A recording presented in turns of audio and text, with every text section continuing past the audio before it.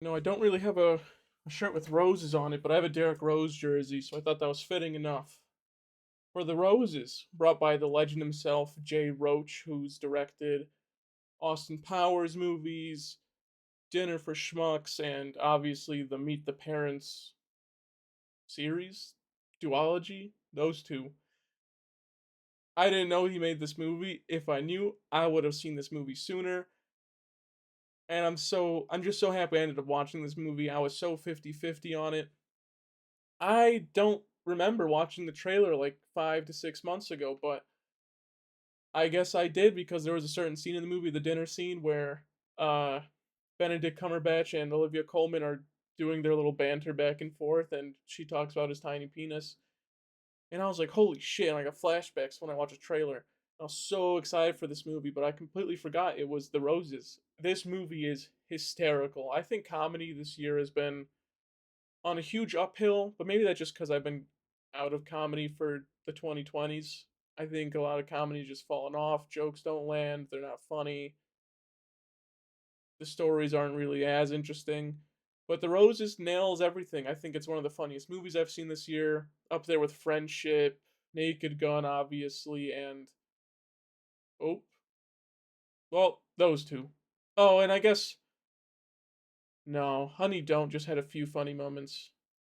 But yeah, The Roses is hysterical. The banter between Benedict Cumberbatch and Olivia Colman is amazing. And as the movie progresses, it just gets worse and worse. I mean, the dinner scene in this movie is maybe the funniest scene I've seen all year, especially with Andy Samberg and Kate McKinnon, who plays his wife, girlfriend. I'm not sure if they're actually married at this point. Everything about that scene is fucking hilarious. Everything building up throughout the movie is hilarious. I mean, it's mostly just banter throughout the movie, but it's so fucking funny. And we don't really get comedies that feel like this nowadays. I mean, even the poster, everything about this movie just feels like a mid 2000s comedy movie. And I think we need to kind of return to back to that form of comedy. We really don't get that much like this. I mean, it's consistent laughing throughout the entire movie. The acting is really fucking good, and the story was.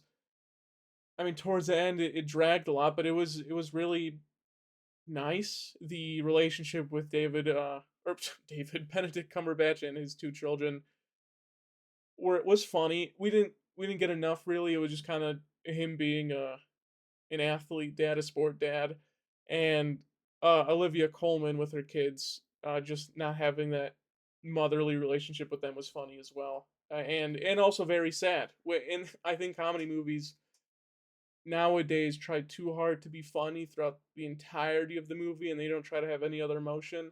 But The Roses is more of like a drama, romance, comedy, I guess you could say, and it hits. I mean, like I said, the dinner scene. I'm gonna keep saying it. The dinner scene is one of the funniest, maybe the funniest scene I've seen all year.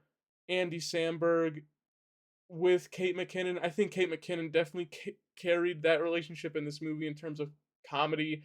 Every weird thing she does with Benedict Cumberbatch because she's just so horny, and she even does it with Coleman, and it's just so fucking hysterical. I love the scene where they first meet with each other and she just going up to Benedict Cumberbatch and like humping him and moaning. It's so fucking good. I love this movie. And I love Dinner with the Schmucks. I know it's not really a fan favorite, but I think I think this movie, well, along with Austin Powers as well, it just follows that sort of type of comedy, and it's so good. I just wish the story didn't drag as long as it did.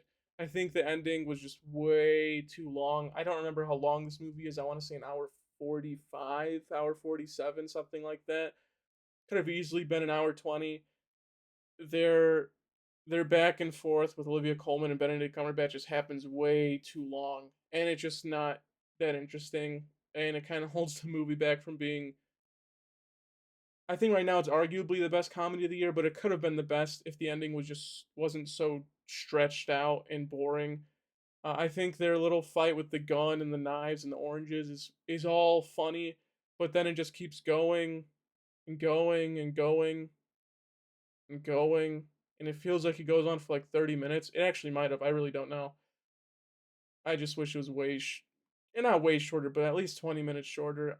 Especially some of the scenes in the middle section of the movie, especially when Olivia Colman finally gets her business going, just feels like a bit stretched out. I think the part where she finds her assistant and one of her new workers fucking in the freezer, just like her and Benedict Cumberbatch did. I thought that was funny, but you don't get anything else from it. I don't think the dude shows up once in the movie, but we do get oh, I don't remember his name.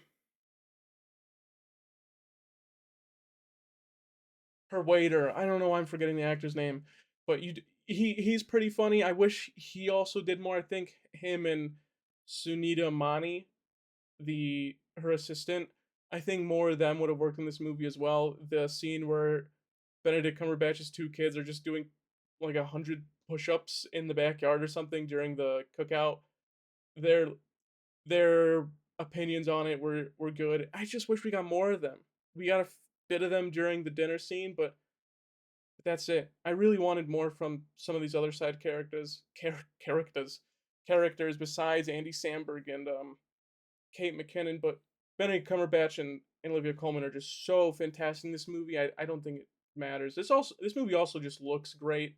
Um, Looks like a 2000s comedy movie, and I think those usually look pretty damn good. Especially the sets in this movie. I mean, the We've Got Crabs restaurant, first, hilarious name. Second, it looks gorgeous. The house that Benedict Cumberbatch builds is crazy. It's like straight out of like a build your own house video game. The the whale scene is stupid. I don't like it, but it's there to break him and Olivia Colman up. I just wish it didn't happen. I feel like that happens so much in like 2000 comedies movies. Like we just get these weird scenes, especially with animals. He just rescues a random whale on the beach. Just so strange. It's okay though. I think the kids were really funny as well. I in the beginning of the movie, I was like, oh, maybe I'm gonna have to bring up bad kid actors, but the movie kept going. They're fucking hysterical. The car scene where they're talking about how Benedict Cumberbatch is suicidal, amazing. Unfortunately, when they grow up, they don't do anything to that level again. The scene where they're on a Zoom call with Cumberbatch and Coleman, I wish was a little bit funnier because we get them joking about how they're happy they're finally divorcing, but nothing else after they kind of just hang up. It was okay. I think this movie doesn't really miss at all. So Jay Roach, if you're coming back to comedy, please keep doing these 2000s type comedies and don't try to be modern. I'm giving The Roses 8 out of 10. I think if it wasn't so dragged out and boring towards the end of the movie, except for the explosion, I thought that was funny because it was so unexpected. This movie would have been a safe 9 out of 10. Right now, it's arguably the best comedy movie of the year, but I really like Friendship and I really like Naked Gun. I think on any day those two can beat this movie. But The Roses is phenomenal. Jay Roach does an amazing job at coming back to comedy, and hopefully we get more from him because this is great. Also, I didn't expect Benedict Cumberbatch to be this good in a comedy movie. I expected it from Coleman and basically everyone else, but Cumberbatch killed it. I was surprised. So go watch The Roses if you haven't.